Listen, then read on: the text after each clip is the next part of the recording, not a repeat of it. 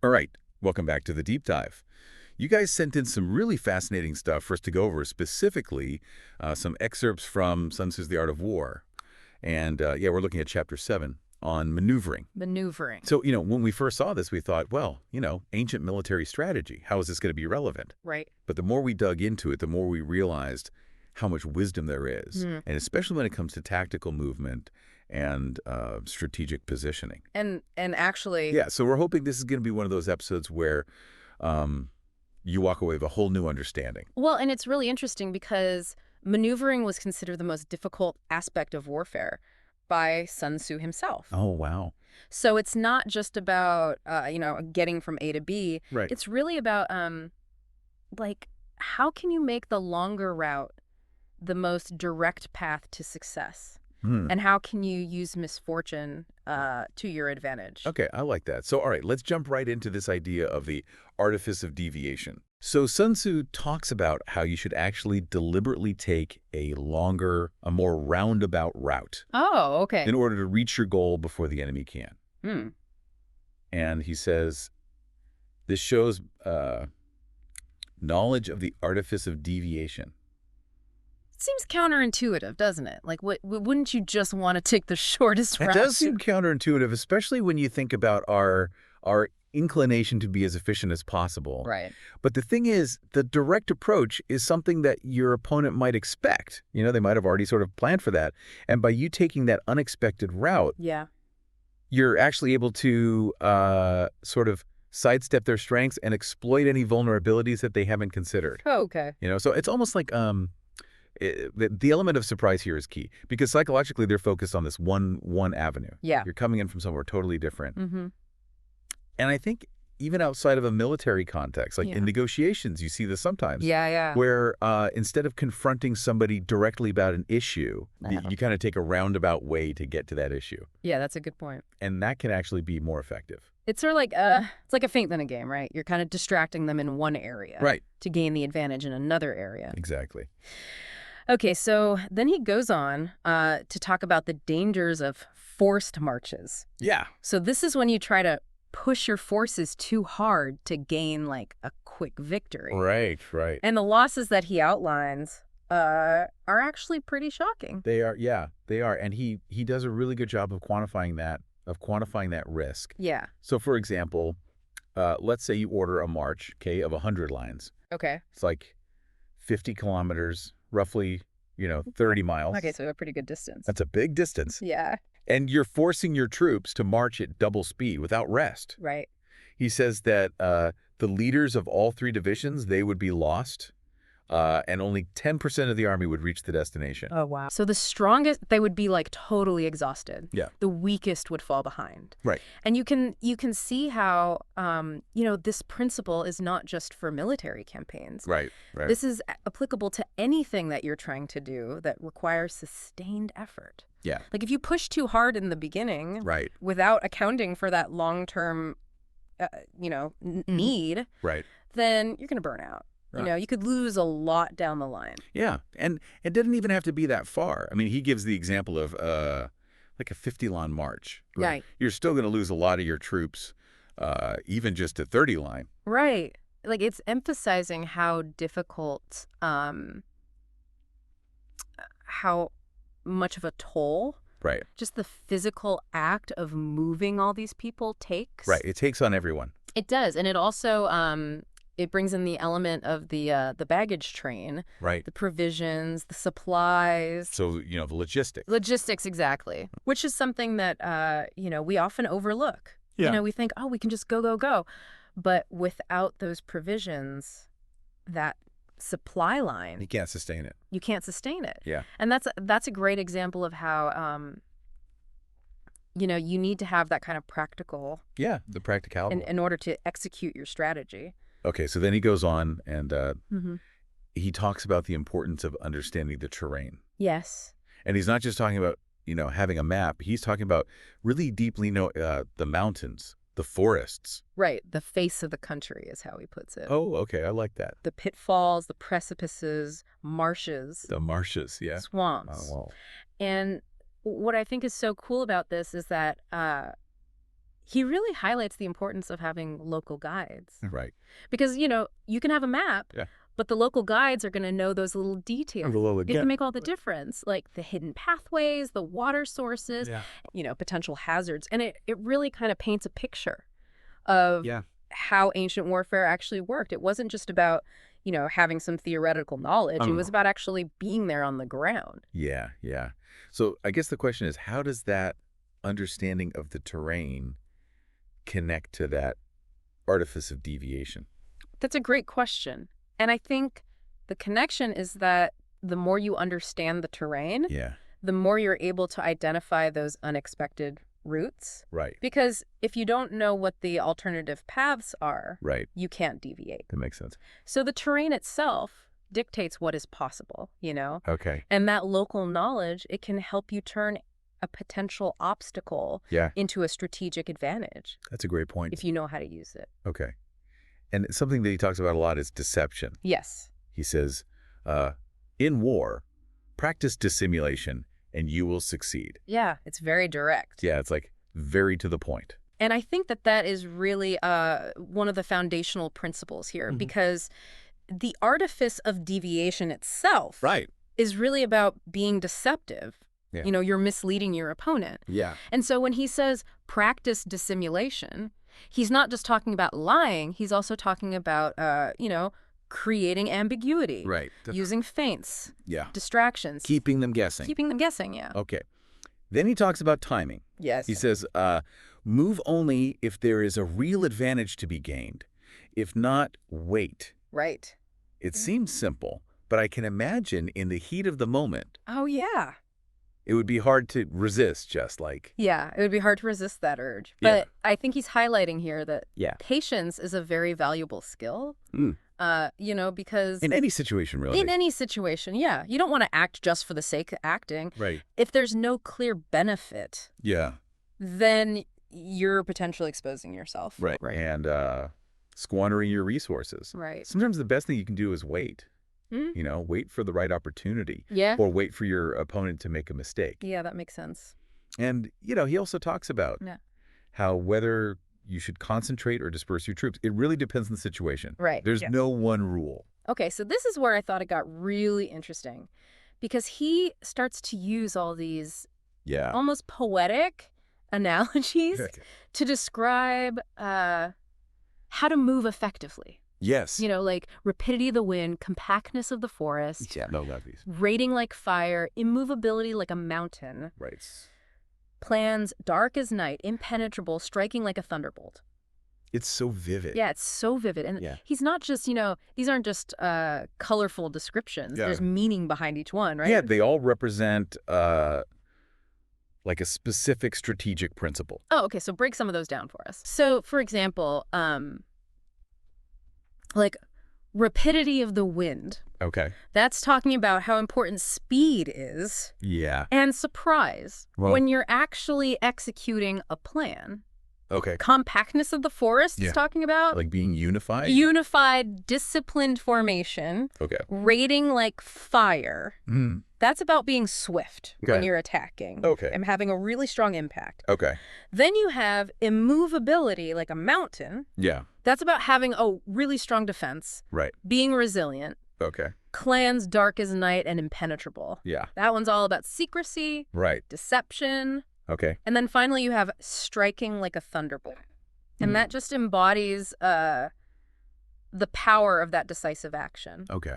So each one of those, it's a way of really... of like making it concrete. Making it concrete, exactly. And making it memorable. Right. Okay. And then he goes on to talk about, after you've had this conflict, how do you manage the spoils, the territory that you've captured? Right.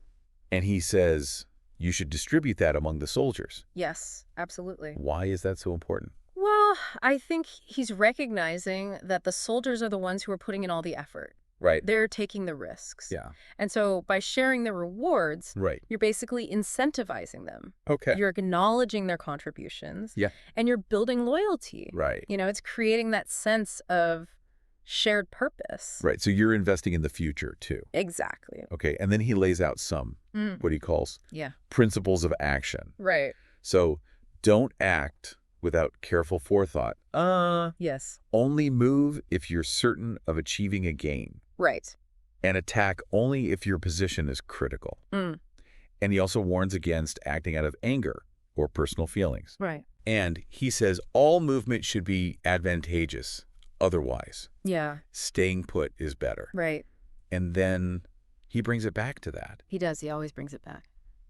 Artifice of deviation. Yes. So basically saying achieving victory, it really involves mastering that concept. And I think what's so interesting there is, these principles that he's laying out, Yeah. they're almost like these filters Okay. for decision-making. You know, you're not just reacting emotionally. Right. You're actually thinking very carefully about Right. what you're going to do. Yeah. Weighing the benefits and the risks. Okay, and then he goes into Yeah. a really interesting topic, which is Yes. dot command and control. Right. And he talks about using gongs, drums, banners, flags. Yeah, yeah. Now, today Yeah. we have all this technology, Right. instant communication. Right. Why were those tools so important back then? Well, they didn't have radios or cell phones or anything like that. So these were the ways that you could coordinate a large number of troops Yeah. in a very chaotic situation. Right. So the gongs and the drums, Yeah. they would provide the audio signals Right. for command, Yeah. for timing. Right. The banners and the flags, Yeah. they were visual cues Yeah. for movement, Okay. formations, Okay. identifying different units. Mhm. So the point was that, the commander could focus the attention of the entire army, Okay. and it would prevent individuals from just acting on their own. Right. Either. Yeah, whether they're being brave or cowardly. Yeah. Yes. It's all about coordinated action, Right. maintaining order. Yeah. And I think even today, we still see the importance of Right. clear communication. In any organization. Yeah, in any large organization, even with all the technology we have. Right. And he even talks about how you have to fight differently at night versus during the day. So at night, he says, signal fires and drums. Right. And then during the day, flags and banners. Right. It makes sense, right? Right. Because of visibility. Yeah, it's all about adapting Yeah. to the environment. To the environment, yeah. Okay, so then this leads into a discussion about morale, Right. the spirit of the army, Yes. and the presence of mind of the commander. Yes. And he warns that, an entire army can lose its spirit. Right, right. A commander can lose their presence of mind. Yes. And I think this is... It's huge. It is. Like, that psychology Yeah. is so critical in Absolutely. any It conflict. doesn't matter how strong you are. Right. If you're demoralized, you're likely to fail. Whether it's a bat. Yeah. Whether it's a battle or a business. Right, a business, anyway. Any kind of team. Yeah. And the same thing goes for a leader. Yeah. If you lose your composure, Right. your ability to think clearly Yeah. under pressure, they're going to make bad decisions. You can make mistakes. You're going to make mistakes. Yeah. So he was, soldiers perform best when they're fresh. Yes. When their spirit is high. Yes. And a good leader Right. is going to take advantage of that. Yeah, they're going to capitalize on that. Yeah. On the enemy's fatigue, the enemy's low morale. Right. And he even calls this the art of studying moods, I like that. which is basically Yeah. understanding the psychological state Yeah. of both your own troops and your opponent. Right. So it's like you're Yeah. reading a room, Yeah. but like Yeah, but on a battlefield. on a much larger scale. Right, on a much larger scale. Okay. And the flip side of that is what he calls the art of retaining self-possession. Right. So this is where, you see the enemies in chaos, Yeah. but you're able to stay calm, disciplined. Right, because you don't know. Yeah. Is that chaos genuine? Right. Is that real or Or is it a is it a trap? trap? So Yeah, you have yeah. to really assess Yeah, and yeah. not react impulsively. Right. And even if the other side is trying to create confusion, Right. if you can maintain your own composure, Yeah. that projects strength. Hmm. It projects control. Okay. That's a good point. Then he talks about husbanding one's strength. Yes. So this is Yeah. being close to the goal while your enemy is far away. Right. Your troops are resting while they're exhausted. Right. You're well fed while they're starving. It's about resource management. Right. Setting yourself up for success. Yeah. By making sure that you're in the best possible condition. Okay. And that your opponent is not in as good of a condition. Yeah. So you're basically... You're kind of stacking the deck in your favor. You are stacking the deck, yeah. Okay. And he also says, sometimes you shouldn't engage. Yeah. Like, if the enemy's banners are perfectly aligned. Right. Or they seem. Yeah, if they're calm. Yeah, if they're confident. Sure to go. That means they're prepared. Yeah. They have high morale. Right. So it's not worth attacking them at that point. You're just going to get... Yeah. You're going to get crushed. Basically, yeah. Yeah. Okay, and then he lays out some military axioms based on terrain. Yeah. So don't advance uphill against the enemy. Right. And don't oppose them when they're moving downhill. Right. And that makes sense, right? It makes sense. It's you have gravity on your side. You have gravity on your side, exactly. Yeah, if you're moving downhill. And if you're attacking uphill, you're gonna use up more energy. Right. You're gonna be slower. Right. And you're also gonna have a worse line of sight. Yeah, that makes sense. So these are really about understanding how to use the terrain. To your advantage. To your advantage, yeah. And avoiding situations where it would disadvantage you. Okay, and finally he gives some advice about what to do when you encounter a retreating enemy. Right. So don't pursue a simulated flight. Right. Don't attack soldiers who are just like really fired up. Yeah, who are really, filled with that. Yeah, like that battle rage. Yeah, battle rage. Right. And don't take the bait. Don't take the bait. Yeah. If it looks too easy, it probably is. Right. And don't interfere with an army. Right. That's returning home. And then this one I thought was really interesting. He says, when you surround an enemy, always leave an escape route. Right. And don't press a desperate foe too hard.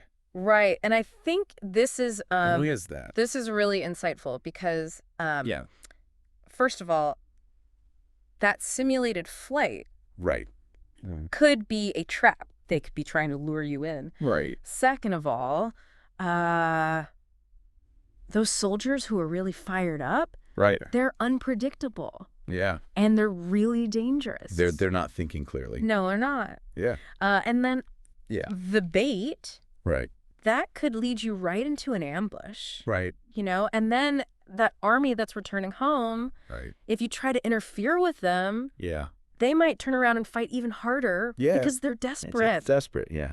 So that last point about leaving an escape route, that's key. Yeah. Because if you give them a way out, they're less likely to fight to the death. They're more likely to surrender. Right, because they have something to lose. They do. Yeah, if they surrender. They do. And I think this just shows a really sophisticated understanding of psychology. Yeah, okay, so wrapping up this deep dive into Sun Tzu's chapter on maneuvering. We've uncovered so much timeless wisdom. It's incredible. Yeah, it's not just about moving troops on a map. Right. It's about understanding human psychology, the importance of logistics, strategic use of terrain, deception, knowing when to act, when to wait. Yeah. It's so much more than I think. It's a lot to take in. I thought it was going to be. Yeah. And even though it's written, in this ancient military context, those principles are still relevant today. Yeah, absolutely. They are. So whether you're in business or just navigating a challenging situation, those insights can really help you. Yeah. I think the key takeaways here are that you have to plan carefully. Yeah. You have to understand the context that you're in and know when and how to act. Yeah. So that brings us to our final thought for this episode. Think back to what Sun Tzu said about leaving an outlet for a surrounded enemy. Yeah. What if when you're facing a challenge, you create a way out? Not just for them, but for yourself too. Oh, okay. Maybe that's a more effective long-term strategy. Yeah. Instead of confrontation. Than just going head to head. Interesting. Something to think about. Yeah. Thanks for joining us. Thanks. We'll see you next time. Yeah.